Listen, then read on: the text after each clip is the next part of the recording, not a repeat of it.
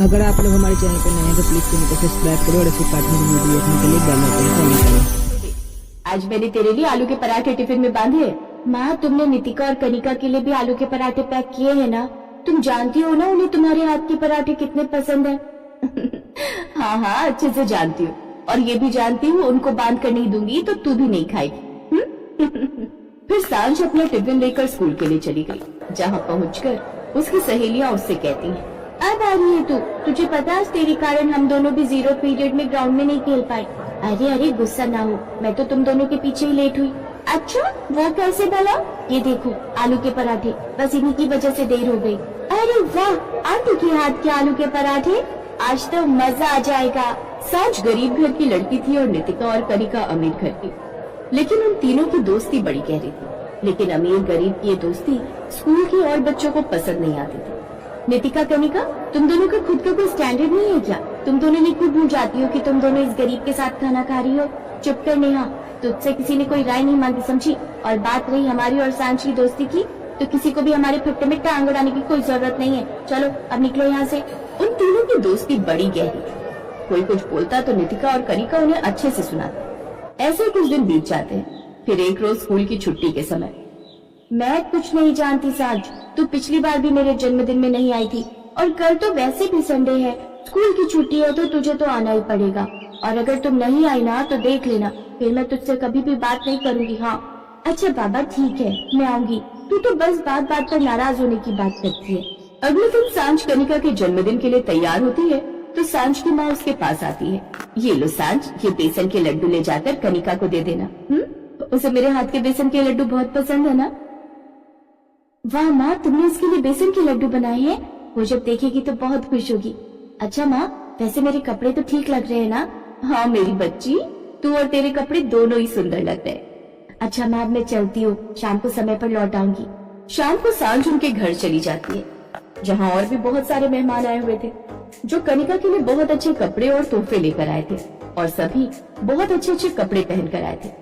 सांझ ने जब उन सबके कपड़ों को देखा तो फिर खुद के कपड़ों को देखकर कहने लगी, यहाँ तो सब कितने अच्छे अच्छे कपड़े पहन कर आए हुए हैं। अगर यहाँ किसी को पता चल गया मैं कनिका की दोस्त हूँ तो कहीं मेरी गरीबी की वजह से उसकी बेइज्जती ना हो जाए। नहीं नहीं, मुझे तो यहाँ आना ही नहीं चाहिए था। सांझ, आ गई तू? मैं कब से तेरा इंतजार कर रही थी। चल अब जल्दी से तू और नितिका मेरे साथ खड़े होकर मेरा बर्थडे केक कटवाओ। चलो अब जल्दी। तभी कनिका की माँ सुमित्रा बोली, ये तुम कैसी बातें कर रहे हो कनिका? बर्थडे केक तो जिसका बर्थडे होता है सिर्फ वही काटता है ना?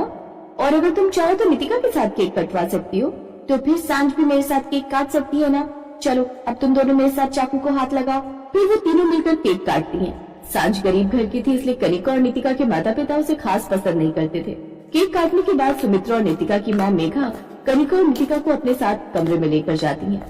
कितनी बार कहा है कनिका तू उस गरीब से दूर रहा कर, लेकिन तू की सुनती नहीं है। वो गरीब हमारे स्टैंडर्ड के नहीं है, लेकिन तेरे सर में तो जैसे कोई बात घुसती नहीं है। और नितिका तू, आज के बाद नितिका तुम मुझे उस सांझ के साथ दिखाई नहीं देनी चाहिए। और अगर कभी मुझे ये पता चला कि तुम स्कूल में भी उसके साथ रहती हो तो मैं तुम्हारा स्कूल ही चेंज करवा दूंगी, समझी? सांझ ने कनिका को उसका बर्थडे गिफ्ट नहीं दिया था, इसलिए वो गिफ्ट देने उनके कमरे में आई थी। लेकिन जब उसने ये बातें सुनी तो वो डब्बा उसके हाथ से छूट कर गिर गया। सांझ, तुम कब आई? माँ ने तुम्हारे जन्मदिन पर तुम्हारे लिए बेसन के लड्डू बना कर भेजे थे, तो मैं वही देने आई थी। मैं इसे बाहर टेबल पर रख देती हूँ। अच्छा, मुझे घर जाने में देर हो रही है तो मैं चलती हूँ। सांझ रास्ते पर रोते हुए घर आई।